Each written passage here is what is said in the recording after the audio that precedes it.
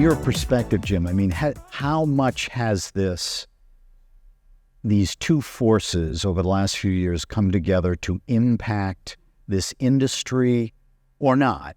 Are their impacts being exaggerated in your mind, or are they as dramatic as we're all reading about in the headlines? I mean, love some of your insights on that. Steven, I think your last point is probably really valid. They are as dramatic, and they're dramatic not only because they give the consumer so much power that they didn't have before, but when you think about it, and you can even go back to the internet before the AI, and I'm old enough to remember when people would call because they wanted to know if their bank receives the direct deposit from Social Security today. You don't have to do that anymore. And the whole experience has transformed for both the customer and the agent into, it's no longer transaction-based, it's outcome-based, which means the skill set has dramatically changed. The nature of the conversation has changed. And even to the point that by the time, if you actually reach into a call center and talk to somebody, it's in essence an escalation, because you probably started on the internet, you probably started on YouTube, you've Googled it, and you can't get there anymore. And then when you think about combine that with globalization, and I was first in the Philippines 23 years ago, and we had to teach people how to talk to other people, and now they're teaching us, because whether it's nearshore or offshore, it's changed the entire nature of what our human capital has to know, understand, and handle. So I think it's very dramatic. Yeah. What we have seen is that we are more closer to each other. And closer means that opportunities are there. The people is getting jobs, connections, connectivity, and results. So at the end, it's a matter of how do we make it? How do we use what we know and what we need to relearn and reskill? Which I fully agree that we need to get, again, into the process. We cannot stand following scripts. We cannot stand following AHTs and times and logins and those things. So the point right now is technology and the results. Outcomes are extremely important, because now on the other side of either a chat or a web interaction or a Zoom call, you have someone which is already informed, and he's going to buy, and he's going to get something from you. Independently, if it's on by English or in Spanish or in French or whatever language that you are going to express yourself. Barbados has matured into a global business center and really moved CX and BPO up the value chain. This is due in large part, to the fact that education is free in Barbados, anywhere from post-secondary to undergraduate to postgraduate degrees. It's free. And the young people take advantage of it. And because of this, it's a highly skilled, highly talented, highly educated workforce that have embraced new technologies. And in regards to moving CX and BPO up the value chain to social mobility, analytics, cloud, applications, and now AI, this small, innovative island nation has these technologies and the skill set to offer to new companies and new investment opportunities. You're onto something, and it goes with what Mauricio said about it's not about one of us, it's about all of us. And whether you look at nearshore or offshore, and I know not everybody in this room is BPO, and BPO is more than just contact centers, it's back office as well. Over the last 20, 25 years, this industry has created a middle class in places where it didn't exist before. And so if people get on us about, you send jobs overseas or you give American jobs away, which fortunately they're not doing anymore, I like to remind them of that. And when and I won't apologize for that, by the way. But when you do that, when you create wealth somewhere, you're creating wealth everywhere, and it does go in both directions. One of my colleagues, Emerson, was talking last night about how the pie is not finite. The pie can get bigger. Yeah. And that's what I think globalization has done. That's what this industry has done. and it's done it faster and it's done it better than other industries have. And better than manufacturing and better than logistics. So yeah, I think it's significant. The educational system throughout the world, and not only nearshore or Latin America, has to change.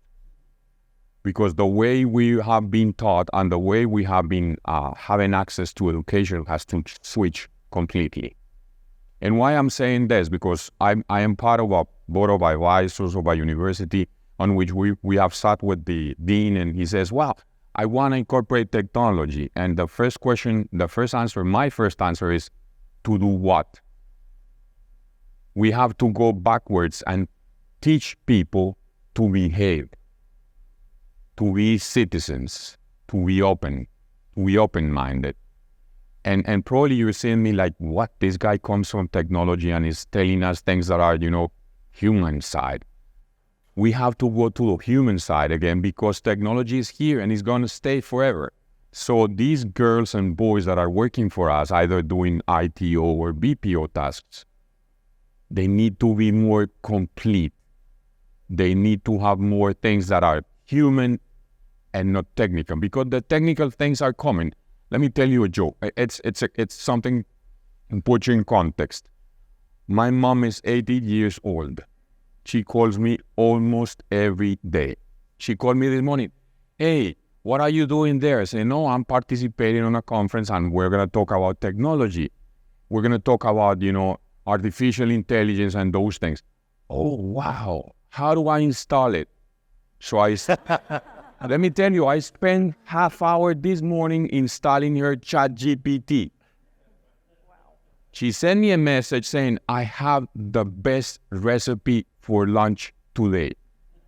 I said, geez, what are we doing? 80 years old, just an iPhone, that's it. So going to your point is, we need to get used to technology because it's here. It's not something that, no, I won't learn it. Keep it there. Yeah.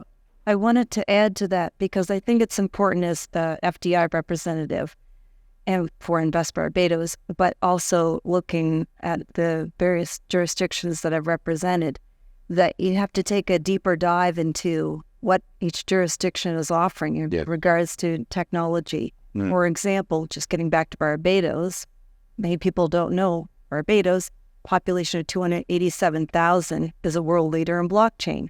It's also a world leader in cryptocurrency. There's a company, for example, called Bit, and they've developed their own digital currency on the island. It's also the first sovereign nation with an embassy in the metaverse. So Really? people don't know this. Oh. Yeah. And this is, love Barbados, but we need to get the word out there. But it's also important for companies, software development companies and BPOs that are looking for new investment opportunities and expansion opportunities to contact the economic development agencies, and they'll tell you, this is our value proposition. This is the good news story that's taking place here. Mauricio, what you said, it struck me, if I twin it with what Richie was talking about, it occurred to me sitting there listening to him. This will be one of my epiphanies that I share on LinkedIn, to Kirk's point, key takeaways. I was thinking to myself, I'm a liberal arts guy. I went to a small New England liberal arts college, so I can write you a wonderful essay. I can talk with you about a lot of things, but they've been telling us for decades that the liberal arts education is dead, and it's all STEM, right? Your kids need to go learn how to code, and they need to study STEM, and they certainly should do those things. But Richie had this graphic up, and it occurred to me, if what he's saying is true, there's legions of talented, creative, right-brained liberal arts types out there across the region, not just the United States, nearshore. If this new thing happens, imagine all the new ideas that are going to start to manifest, and they're going to be able to share their insights and their thoughts. What an extraordinary thing to get excited about that could be, the more you think about it. And they said that EQ will become more important than IQ. Yeah, imagine that world, Now, this also reminds me, we were talking about the importance of some of the social initiatives that have gone on, and Jim started to touch on it, all the good that this industry has done across the world, and no one's seen more of it than you. I'd love if you could, do you think that, I think Mauricio had mentioned that, we hear a lot about this concept of impact sourcing in other parts of the world, but we haven't heard as much about it in the nearshore. Would love both of your thoughts on, is there potential for this impact sourcing ESG type of initiatives to get more of a hold and gain more momentum in this, in the nearshore region? Would love your... I think, well, we're already seeing it. Whether it's GlowTouch or whether it's, a lot of the players in the space, I mean, they all have citizen of the world, citizen of the planet type initiatives that are going on. And I think, more than ever, people are realizing that, to your point about EQ versus IQ, that when you're in a business of care and when you're in a business of solutioning, you can't just rely on the rules or the technologies. It has to, you have to build a connection. And I think it goes hand in hand with the previous question about, does it go both ways, right? Mm-hmm. I think, maybe American corporations who nearshore push the ESG initiatives out, right?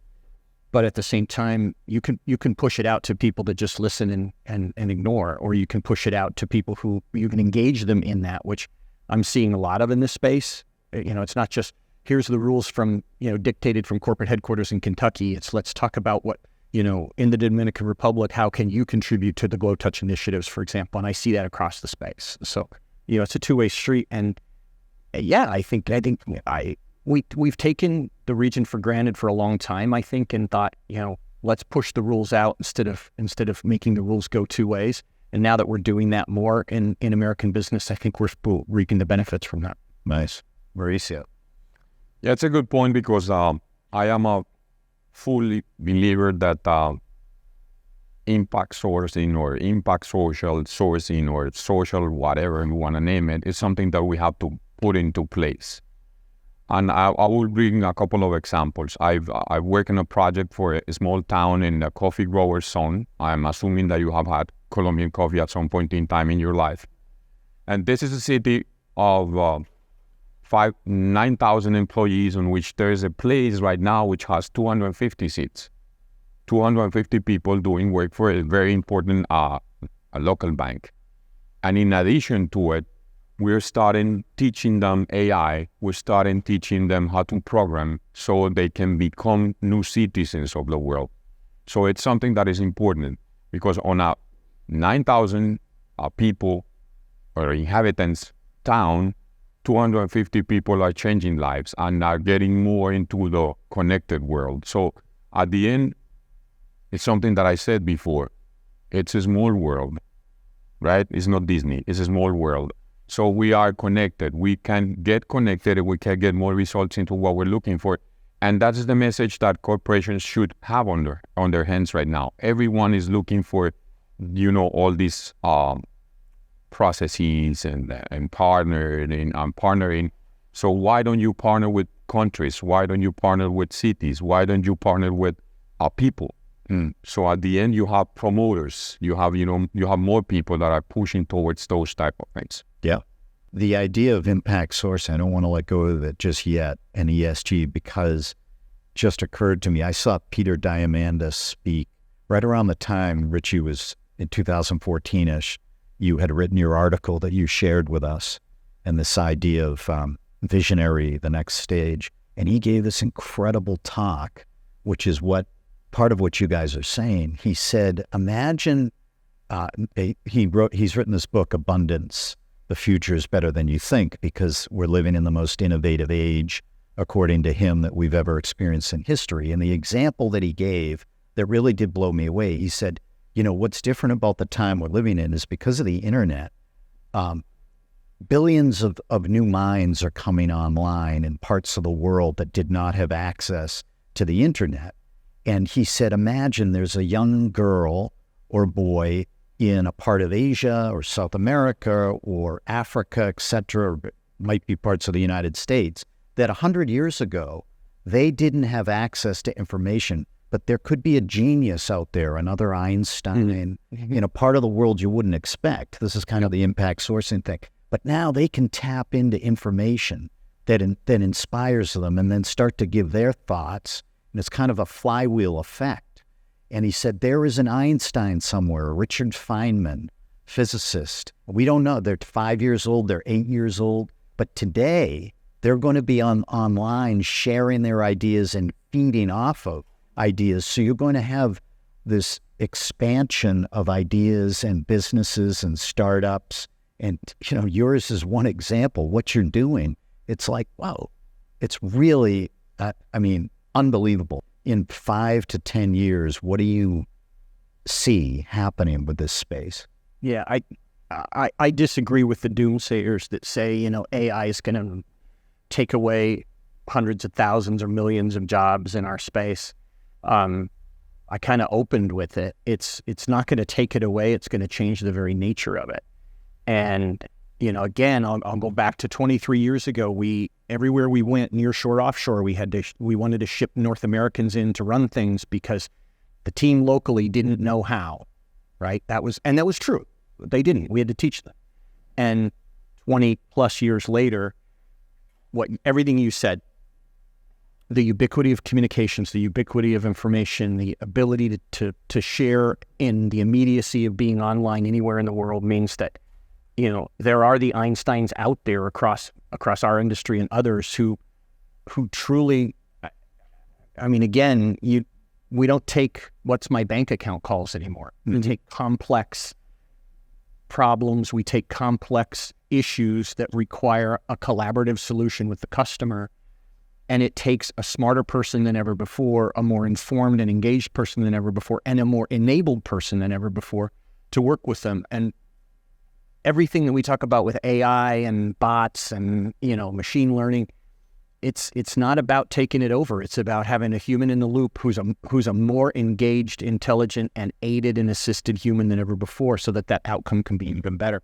So, are we going to have fewer basic call handlers and text handlers? Yeah, we will. But are we going to have a deeper connection with customers through our business? We absolutely will.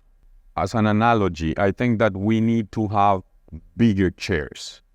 We have to sit on desks that are bigger. What I mean by this is not going to be a 90 by 60 square meters seat.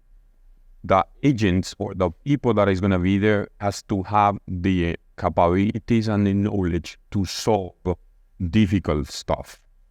The traditional stuff, the transactions are going to be done by something. Call it Alexa, Pablo, Carlos, Charlie, give it the name you want it. But we need to be Mauricio empowered. We have to be empowered to do things. And I'm going to let you with 3 things that are important, which are ours. We have to recalibrate ourselves every day. 2, we have to relearn what we're doing. And 3, we have to become Renaissance artists on what we do. If we put those 3 things together, the 3 R's are going to blow us, are going to make us. What if we were forced back into lockdown? Everybody is again remote. Kind of a 2-tiered question. Is the industry ready to manage that type of a stress operationally? I suspect your answer is going to be yes. But secondly, the mental health aspects. This is an industry with so many human beings. Would you be worried about trying to manage that type of a stress? And anybody can answer this. First of all, God forbid we ever go into lockdown again. God forbid we ever, as human beings, say, there's a problem that means we should impose global poverty on everybody, because that's what we did. Well, we didn't, but they did. I think, though, if we were in that situation where we had to go remote, we'd be much better at it than ever before. We actually, BPO as an industry, actually got really good through the pandemic because we were forced to. I mean, I was at Sykes at the time. We sent 65,000 people home in 3 weeks. Wow. Yeah, it was amazing what we did. But if we do, and well, really, if we don't, I think the most destructive force in the world right now is social media. Yes. And, and if you don't know why, go visit a center where they do content moderation and what people being paid an hourly wage have to do for a living every day. It chokes me up, frankly, because it's terrifying. If we don't get a handle on how destructive social media is, both casually and deliberately, it will create its own pandemic. What fascinates me about the time we're living in, this industry is amazing because it's like, you know, people say, oh, you're a call center for years, decades. Oh, nothing changed the call center industry. But here's the thing. As you said, intimated earlier, Jim, there's millions and millions of people that are in this industry today across the world. So my science fiction question to you is, because of the pace and nature of technological change now, it's improving exponentially. This industry will be the test bed for how good these solutions, these tools become. As Lex Fridman had a podcast the other day where he was talking to Mark Zuckerberg and how close is AGI, or artificial general intelligence. What happens if this comes? It's already come. The last year has upended, a lot of people's expectations, including Jeffrey Hinton, one of the pioneers of AI. He said, I didn't expect it to get this good this fast. My question is, what if it gets so good, this little black box, that it can handle vastly more complex questions? The answer has always been, oh, the human beings will come in and take the complex questions. What happens if the box can take on 50, 60, 75, 80% of all the questions out there? What happens to the industry, or is that pure science fiction? Two things. One is dexterity. The other thing is empathy. Probably those two things, we still will have it as human beings. Dexterity and empathy. And if at some point in time that robot or Alexa or Jaime or Juan or whatever name you want to give it gets to that point, shit, we're in trouble. And excuse me for my Spanish, but we're in trouble. At that point in time, we're going to be very into the thing. So at the end, it's a tool. Yeah, it's something that is going to give us more time to do whatever you want to, lay on the beach, read a book, get with your friends, acquaintances, or whatever. But those two things are very important, at least to my point of view right now. Yeah. Well, I'll kind of wrap this up on a positive note. I often think to myself, if that box, that super intelligence comes along, maybe there is a scenario, back to Richie's point, where everybody is a giant creator economy, whatever that might look like, is freed up to reveal everyone. My parents always told me, everybody has a genius in them. Everybody has something they're better than the other person at. And what if people were freed up to explore those capabilities if this super intelligence does ever? I mean, what would the economy look like? What would the world look like? What would the markets look like? So I leave you with those thoughts. I really appreciate you guys listening to us. Thank you, panel members, and thank you, Kirk, for having us.